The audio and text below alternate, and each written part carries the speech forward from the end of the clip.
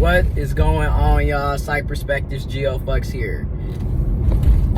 In this video, because you know I like to put my shades on. Gas station shades, baby. I'm telling you, they be having some nice ones in there for a reasonable price. I'm talking about under $15. So, in this video, what I'm talking about here is just, let's talk about boundaries. Again, for my trans men, my trans masculine, my intersex men, and really for women as well, whether you're cis or trans,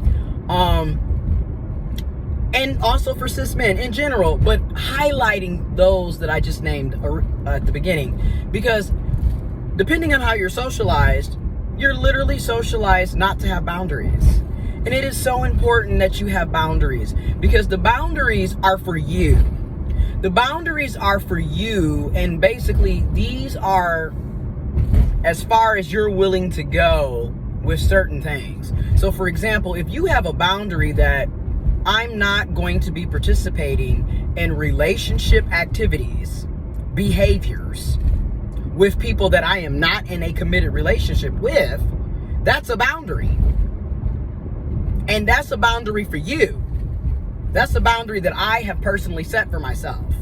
So when you come across somebody that wants to participate in relationship behaviors without a title in a committed relationship, that's your boundary to say, I'm not doing that.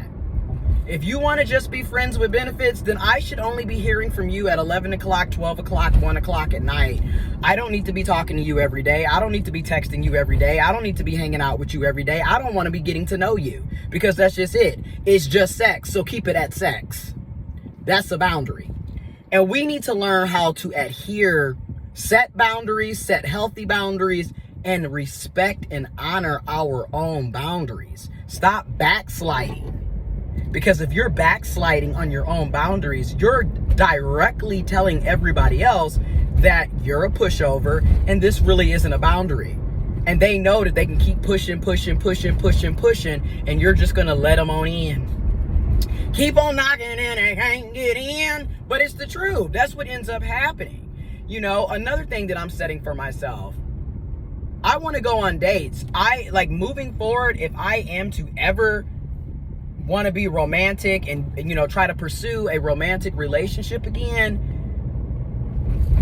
it's going to be intentional dating. I'm no longer dating just to date. You know what I'm saying? I'm not saying that I'm not going to go out and have fun here and there, but I'm not going to waste my time. You literally have 3 months.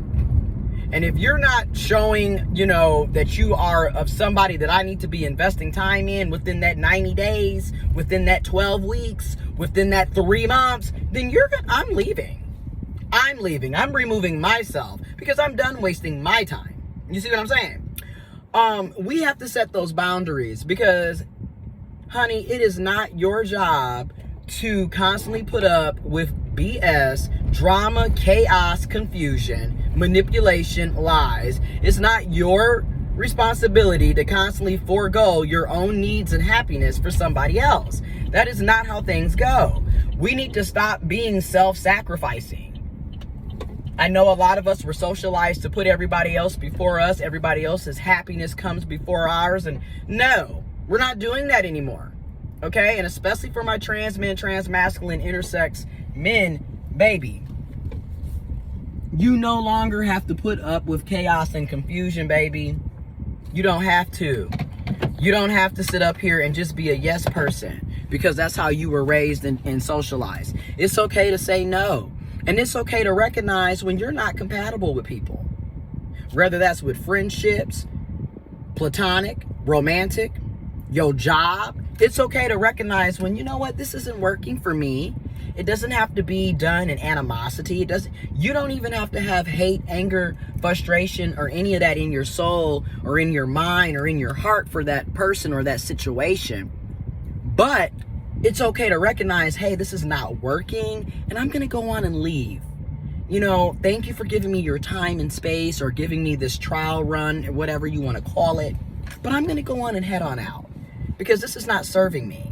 And I'm also recognizing more and more Why should you stick around in situations or dealing with people when they're unable to meet you where you're at? And why do we always have to lower our standards? Why do we always have to forgo our boundaries for somebody else? Because you can best believe that other person is not going to forbear their boundaries. Okay? They're not going to. They're not even going to give up an ounce of their happiness to make you happy. They're not going to do any of that. So you need to stop doing that. Again, I'm learning. I come first, numero uno in my life. If my needs aren't met, I'm not doing it. If I'm not happy, I'm not participating. It is what it is. Call me selfish, call me mean, call me rude. I don't care. It's about me. I've wasted 30 years essentially putting other people before me. It is a waste of time. I'm here to tell you, after 3 decades, it is a waste of time and energy, and you are setting yourself up to be hurt. You are setting yourself up to be depleted, drained, and used and taken advantage of. And you're not going to be happy. You're going to have a lot of bitterness and a lot of resentment because you keep putting yourself in situations that you are putting yourself in. Keep that in mind. The common denominator here is you. And in my situation, the common denominator here is me. I can't blame nobody for the mess that I keep putting myself in. Change your mindset. Work on your boundaries. Know your worth. Charge interest. I'm out.